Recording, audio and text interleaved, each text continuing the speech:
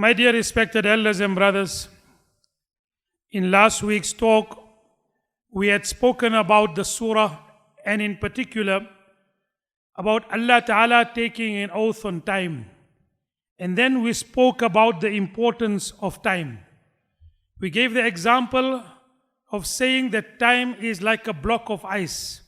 Waqt baraf ki tarah or baraf ke manind hai. Where the baraf and the way the ice gets melted, our time is getting melted, never to return again. We had also spoken that time, many a times today people say time is money. While there is some truth in it, for us, it is even more important than that. And I think it's very important for us to understand this, because we sometimes when we speak, we say and we talk about whiling time away, killing time. For us, time is not to kill. Time is to utilize correctly. Hasan Basri Rahmatullah Alayhi used to say, and is worthy of mentioning and keeping this, I found the Sahaba to be they regarded time as more valuable than money. Hasan Basri Rahmatullah Alayhi used to say, I studied the life of the Sahaba. मैंने Sahaba के जो ने जिंदगी का मुताला किया, तो उन्होंने वक्त की कदर माल से ज़्यादा किया. They regarded time to be more important than even money. You know, today we have this different types of situation, and someone has very beautifully sometimes written about the paradox of the time that you and I are living in. Today we have taller buildings, but shorter tempers. We have wider freeways, but narrower viewpoints. And our viewpoints are becoming even more and more narrower. We spend more, but we have less. We have bigger houses, but smaller families. Those people would remember that you had smaller houses and there was barakat and you had many people in the families. Today you have a 5-bedroom house and you got 2 people in the house. So you have bigger houses, but smaller families. More convenience to save your time, but you have less time. You have more degrees, but less sense. More knowledge, but less judgment. More experts than ever before, but more problems. More medicines than you ever had, but more sickness. You never ever have medicines the way you have today. You have supermarkets of medicines, but you have less health. We have multiplied our possessions, but we have reduced our values. We have gone to the moon and come back. Human beings have gone to the moon and come back, but can't cross the road to go and meet his next door neighbor. That is the reality with regard to the times that we are living in. And someone has very beautifully put it in this way, that scientists are trying to prove that there is life in space. And some scientists are trying to prove that you can live underneath the oceans. It is the in-between passage that is becoming difficult to live with. Some have said you can live in space. Some have said you can live under the ocean. Yes, zameen pe rehna mushkil ho gaya. That is a reality. So when we spoke about time, then we also said about time management. And when we speak about time management, we say that time management has become a big thing. But let us learn time management from our beloved Nabi Kareem sallallahu alaihi wasallam. Time management from the seerah. And one thing that we learned from Nabi sallallahu alaihi wasallam's managing time was, Nabi Kareem sallallahu alaihi wasallam first said, Allahumma barik li ummati fi bukuriha. Oh Allah, give barakat to my ummat in the early hours of the morning. Start early. So when you start early, there is barakat in time. So the first aspect with regard to management of time from the seerah is to start early. The second thing we said that Nabi Kareem sallallahu alaihi wasallam taught us that make your time around salah. Make your time around salah. Build your whole life around salah. And when a person, despite his worldly attraction, despite his worldly activities, he takes out time to perform salah, and he makes time for salah above anything else, it is a very liberating situation. It gives him value. It gives value to his life. It gives priority to his life. The second management principle we learn with regard to time management is build your life around salah. The third thing, our ulama, and we learn from Nabi Sallallahu Alaihi Wasallam's life is, do not procrastinate in doing good deeds. नेक काम में आप जल्दी करें, देर ना करें. Previously you say, do not leave today's work for tomorrow. Today they say, don't leave the work for tomorrow if your co-worker can do it. Let him do it. Don't leave it for tomorrow. But what I'm trying to say is, der na kare. Nabi Sallallahu Alaihi Wasallam said, Man kana yuridul hajj, falyu'ajjil. Whoever wants to perform a hajj, let him do it quickly. Right? And then we gave the example last week that Nabi Kareem Sallallahu Alaihi Wasallam one day after Asr, despite that while he used to sit, immediately after Asr he went home. And when he went home, then he came back. Sahaba were taken aback. Ya Rasulullah, why did you go home? And just immediately after namaz, oh my Sahaba, there was some gold coins that was there. I wanted to go and distribute it in case my death overtakes me. And it is not prudent for a Nabi of Allah to die while he has gold coins in his house. Nabi Sallallahu Alaihi Wasallam. And this hadith is very beautiful with regard to hastening in doing good deeds. Nabi Kareem Sallallahu Alaihi Wasallam had said, Badru bil amali sab'an. Make quick in doing good deeds. Ab jaldi kare. Hal tantaziruna illa faqram munsiya. Are you waiting for poverty to overtake you? Then when poverty overtakes you, it gets such a grip over your mind that you can't do good deeds. ये गुर्बत अच्छी चीज नहीं है. गुर्बत की वजह से जो है ना आदमी नेकी की तरफ मुतवज्जे नहीं होता. So Nabi Sallallahu Alaihi Wasallam said, are you waiting for poverty to overtake you? O ghinam mudghiya. Or are you waiting for that type of wealth which makes you rebellious? Mal bhi to sarkash bana deta hai na. So are you waiting for wealth which will make you rebellious? O marada mufsida. या आप किस चीज के इंतजार कर रहे हो नेक काम करने के लिए? क्या आप बीमारी के इंतजार कर रहे हो? Are you waiting for sickness to overtake you? Oh, haram mufnida. Or are you waiting for old age to overtake you? So when you become old, you will not be able to do what you were previously able to do. Oh, mautam mujahiza. Or are you waiting for death to overtake you? And after death, you will not be able to do good deeds. Aw dajjal fasharrun ghaibin yuntazar. Or are you waiting for Dajjal to come? And then you will not be able to do good deeds because of the fitna of Dajjal. Aw is-sa'ah fas-sa'atu adha wa amar. Are you waiting for Qiyamah to come? So the third thing with regard to time management from Nabi Kareem Sallallahu Alaihi Wasallam is, when you want to do something good, do not hesitate, do not delay, go and do it as soon as possible. Then the ulama have made mention, the fourth aspect with regard to time management, which is such an important thing, is honor the time of others. And part of time management is to honor the time of others. Just as you honor your own time, जिस तरह आप अपने वक्त की कदर करते हो, दूसरे लोगों के वक्त की भी कदर करो. You also honor the time of others. If you have given someone a time, then you must honor that promise. But I don't know where we say Indian Standard Time or Muslim Standard Time. We believe Muslim Standard Time is one. Inna salata kanat ala al-mu'minina kitaban mawquta. Allah has told us to read salat on His appointed time. You can't read outside the time. We are the ones as Muslims that we are supposed to have been most punctual with our appointments because we have got a disciplined life of reading salat on time. Unfortunately, we find that we are not like that. And if you don't learn to honor the time of others, you won't be able to honor your own time also. And it comes in Mishkatul Masabih that before Nabuwat, Nabi Kareem Sallallahu Alaihi Wasallam one day told a person, I will meet you here. Right? And then Nabi Sallallahu Alaihi Wasallam went, he wasn't there. For 3 days in consecutively, Nabi Sallallahu Alaihi Wasallam came to that place waiting for that person. After 3 days when he came past for other work, he said, you gave me a lot of inconvenience. That's all what Nabi Sallallahu Alaihi Wasallam told him.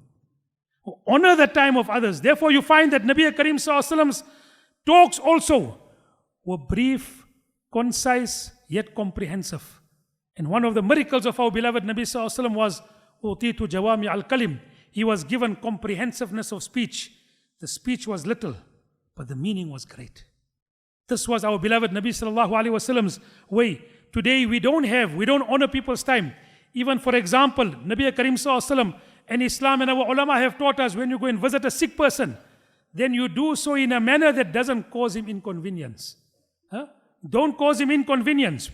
Today we don't come on time with regard to meetings, and someone has humorously said, the person who comes late for the meeting, he is more happier than the people who are waiting for him. But that is not supposed to be that way. Sometimes a person goes and visits a person who is sick and you sit so long. One of the ways and etiquettes of going to visit sick people is short and give them glad tidings, make them happy, make them laugh, but keep it short. One day a person went to go and visit a sick person and it took so long. So the sick person was trying to give him some sort of ishara, some sort of indication that, listen, you are sitting too long. So he said that, the coming and going of people has given me a lot of inconvenience. So the person who was there still didn't get. So he said, must I close the door that people don't come? He said, close the door, close it from outside. Bahar se band karo. Andar se mat band karo. Go and close it from outside. So honor the time of others. The fifth thing we learned from the time management from Nabi Sallallahu Alaihi Wasallam was, there are many things that are going to capture your attention. I got to do this, I got to do this, I got to do that. You got to do a lot of things. But how do you manage that time? Then you have to have priority. What must I do first and what must I do after? Now, prioritizing in our life is very important. Nabi Sallallahu Alaihi Wasallam has taught us. Like for example, this very famous hadith, Talabul halali faridatun ba'd al-farida. Now here is a perfect example of priority. Talabul halal, to acquire halal risk, ye bhi dini zimmedari hai. This is also important. Lekin faraiz ke baad, you see the priority. Earning and acquiring halal risk is a religious obligation. But it is a religious obligation after your primary religious obligation like salah. Now, that hadith in itself has got many lessons. But one lesson here, it teaches us about priority. Talabul halal is also a dini, it's also a religious obligation. Ye bhi dini zimmedari hai. Lekin kab? Faraiz ke karne ke baad is zimmedari ko aap aid karo. So you see this priority. So when we do have various aspects that take our time, we have to give priority. Now when we look at the life of our beloved Nabi Sallallahu Alaihi Wasallam, what do we find? Where did Nabi Karim Sallallahu Alaihi Wasallam spend much of his time? The Nabi of Allah Subhanahu Wa Ta'ala was amazing. He had so many different aspects that Nabi Karim Sallallahu Alaihi Wasallam, and he was a French poet, philosopher, who so beautifully had made mention of this. Not that we regard Nabi Sallallahu Alaihi Wasallam to be great because of what this poet, philosopher had said, but sometimes, al-fadlu ma shahidat bihi al-adam, that excellence is that which the enemies have made mention. So there he had said, and when he spoke about Nabi Sallallahu Alaihi Wasallam, he said, who was he? A philosopher, an orator, a legislator, a conqueror of ideas, restorer of rational beliefs, the founder of 20 terrestrial empires and one spiritual empire. That was Muhammad Sallallahu Alaihi Wasallam. And he says at the end, as regards by all standards by which human greatness may be measured, we may well ask, was there ever a greater person than Muhammad? And definitely there wasn't. So when you learn this, you find that Nabi Sallallahu Alaihi Wasallam had all of this. Nabi Karim Sallallahu Alaihi Wasallam took part in jihad. And when Nabi Karim Sallallahu Alaihi Wasallam took part in jihad, he was excellent in that. He focused on that. Let me give you an example. When Nabi Karim Sallallahu Alaihi Wasallam came to Uhud, and then Nabi Karim Sallallahu Alaihi Wasallam saw the odds were stacked against the Muslims. And then Nabi Karim Sallallahu Alaihi Wasallam put people in different places. He put 50 archers on the Mount of Rumat. That was not only strategic, it was a brilliant maneuver from the military point of view. The strength of the Quraysh was in the cavalry. The strength of the Quraysh was in the people who were on horseback. Ikramah bin Abi Jahl, Khalid bin Walid, who were on the part of the Meccans, Quraysh, they were on horseback. But because of the archers who were so accurate in archery, when the war started, they were neutralized. They couldn't take part in the battle. Why? Because Nabi Sallallahu Alaihi Wasallam had placed those 50 archers so strategically. So Nabi Karim Sallallahu Alaihi Wasallam spent his time in that. Nabi Karim Sallallahu Alaihi Wasallam spent his time in looking after the community. Nabi Karim Sallallahu Alaihi Wasallam never shied away. And I'm going to tell you all this, brothers, we spend our time only on ourselves today. Where is the time that we spend for the community? Nabi Karim Sallallahu Alaihi Wasallam was in jihad. Nabi Karim Sallallahu Alaihi Wasallam was with the community. And therefore you find in the books of hadith that when there was a loud noise one day that emanated from Medina Munawwara, and people were worried, where is this noise coming from? And they came out of their house reluctantly. They saw Nabi Sallallahu Alaihi Wasallam on a horseback, said, I went to go and see what was the noise. There is nothing to worry about. Nabi Sallallahu Alaihi Wasallam was so concerned with regard to the community. When the people used to come for water, to put Nabi Sallallahu Alaihi Wasallam to put his hand in the water, the Sahaba said sometimes it used to be cold in Medina Munawwara. They used to bring cold water. Nabi Sallallahu Alaihi Wasallam used to put his hand in the water because of the communities coming to Nabi Karim Sallallahu Alaihi Wasallam. They say that a girl used to take Nabi Karim Sallallahu Alaihi Wasallam and take the hand of Nabi Sallallahu Alaihi Wasallam and take him for a task. I got this task, come with me. So spend your time with regard to the community, not only yourself. This is also another aspect that we have to keep in mind. Then another aspect was how our beloved Nabi Karim Sallallahu Alaihi Wasallam spent his time in ibadat. Allah subhanahu wa ta'ala had said, فَإِذَا فَرَغْتَ فَانْصَبْ وَإِلَىٰ رَبِّكَ فَارْغَبْ. O Prophet of Almighty Allah, when you have completed your task, then turn towards Almighty Allah subhanahu wa ta'ala. Now I want you to think about this. सब गौर करें इसके बारे में. नबी करीम सल्लल्लाहु अलैहि वसल्लम के जो काम थे वो दीनी काम थे. अल्लाह ताला ने कहा जब आप काम से फारिग हो जाए तो अल्लाह ताला की तरफ मुतवज्जे हो. After you have completed your task which was dini task, now turn towards Almighty Allah. Brothers, we've got dunyawi task. We've got worldly task. But we can't sacrifice that to make ibadat of Almighty Allah subhanahu wa ta'ala. And what do we learn from the time management of Nabi sallallahu alaihi wasallam? Nabi Karim sallallahu alaihi wasallam, the ulama, and comes in a hadith that Nabi sallallahu alaihi wasallam shouldn't sleep before Isha and used to talk very less after Isha. Nabi sallallahu alaihi wasallam used to divide his night into 3 segments. One segment was for the family, so he used to sit with the family. One segment was for his own personal needs. And one segment was the last third of the night, Nabi Karim Sallallahu Alaihi Wasallam used to perform tahajjud prayers. And that tahajjud prayers were amazing. The first 2 rakats were very short. The next afterwards was very long. And it was so long that there used to be blisters on the feet of Nabi Sallallahu Alaihi Wasallam because of him staying awake for so long in tahajjud prayers. And then afterwards, normally Nabi Sallallahu Alaihi Wasallam's tahajjud used to be for 8 rakats. 8 rakats and 3 rakats witr.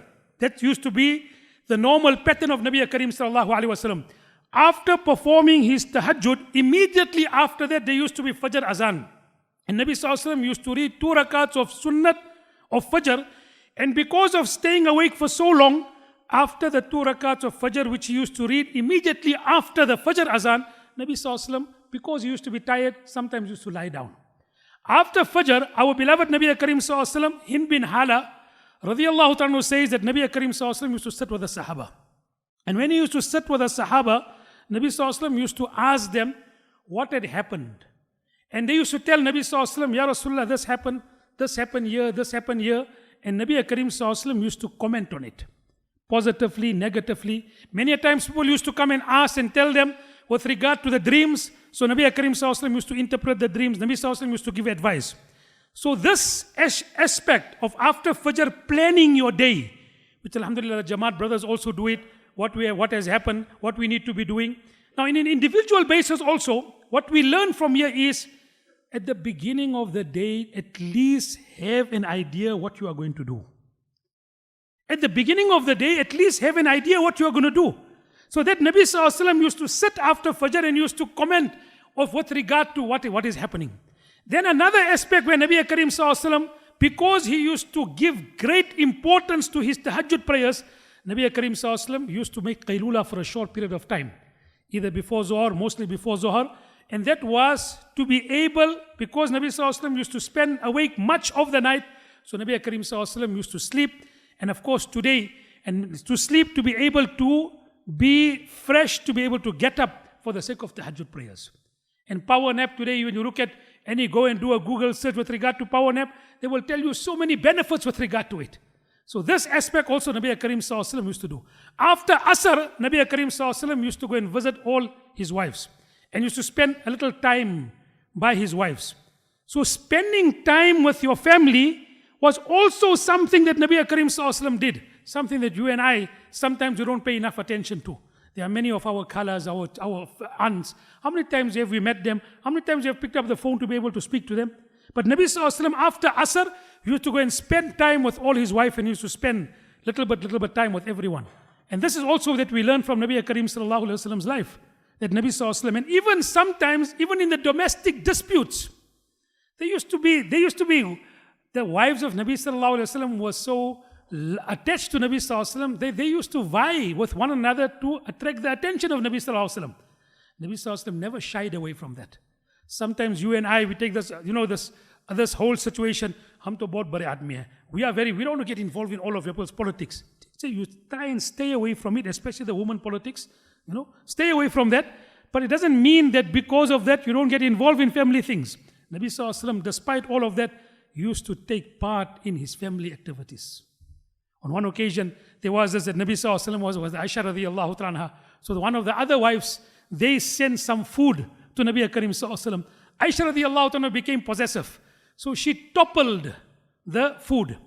And the food fell down, the plate fell down. And everyone was a little bit concerned. And everyone was a little bit of dispute happening. What happened? And Nabi Karim Sallallahu Alaihi Wasallam just calmly said, don't worry, just take that plate away. Oh Aisha, you return a plate to that woman because you have broken a plate. Go and give back that plate. You have to give it back. And Nabi Sallallahu Alaihi Wasallam told the Sahaba that your mother became possessive. Your mother became possessive. Such a beautiful aspect. So even if there is certain politics, it doesn't take you away from fulfilling your responsibility towards the family. So these were some of the aspects that we learn from the life of our beloved Nabi Karim Sallallahu Alaihi Wasallam. Towards the end, let me just make mention of one or two things. There's this beautiful hadith. Let me just conclude with this. اغتنم خمسا قبل خمسين. Value 5 things before 5 things overtake you. Value your life before death overtakes you. मौत के बाद तो आप कुछ नहीं कर सकते हो. إذا مات الإنسان انقطع عنه عمله. When a person dies, all his good deeds comes to an end. وصحتك قبل سقمك. Value your health before sickness overtakes you. وفراغك قبل شغلك. Value your free time before you are occupied and you can't do things. And وشبابك قبل حرمك. Value your youth before old age overtake you. And value the wealth Allah subhanahu wa ta'ala has given you before you don't have that wealth. أنفقوا مما رزقناكم من قبل أن يأتي أحدكم الموت. And spend before time will come. You won't be able to send. And then when you're on the dying bed, you said, فَأَصَّدَّقْ وَأَكُمْ مِنَ الصَّالِحِينَ. Now I want to give charity. وَلَا يُؤَخِّرَ اللَّهُ نَفْسًا إِذَا جَاءَ. No, it's too late. When the time of your death comes, it will not be delayed. Right? This time is very, very important. There were people who, how they were. Imam Shafi rahmatullahi alayhi was a hafiz at the age of 6. At the age of 10, he completed Mu'atta. At the age of 15, he was giving fatwa. He died at the age of 44. And he is remembered for eternity. Today we live for 60, 70 years, we've got nothing to show. Here was a person, 6 years he was a hafiz. 10 years he memorized Mu'atta. 15 years he was giving fatwa. He died at the age of 44. Till this day we will remember Imam Shafi rahmatullahi alayhi because of what he did in 44 years. And also another thing, very important, time waits for no one, brothers. The march of time is irrepressible. It's not going to wait for you. Therefore, someone has so beautifully said, if you ignore change and if you ignore time, you will perish. If you don't take into account time, you will perish. In every matter, in deen, in dunya. Look at, in the dunya, Nokia. Nokia was 5-10 years ago the best. They ignored time, they ignored change, they are gone. Right? No one talks about them. If you adapt to change, you survive. If you anticipate change, you prosper. And if you influence change, you will transform people. We as believers have been told that we take into account time.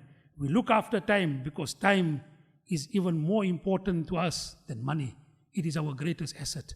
And in these 2 weeks, I've been able to just try and speak about the aspect of the importance of time and of time management. May Allah subhanahu wa ta'ala give us tawfiq of utilizing our time constructively so that it can give us benefit both in this world and in the year after. Wa akhiru da'wana alhamdulillahi rabbil.